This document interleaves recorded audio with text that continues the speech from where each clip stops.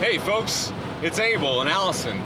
We're on a road trip in Utah, and we just found a place where we're not supposed to leave the highway because they're blowing things up over there, and it's an explosive area. Why would they blow up a mountain? I have no idea, but I guess it has something to do with money!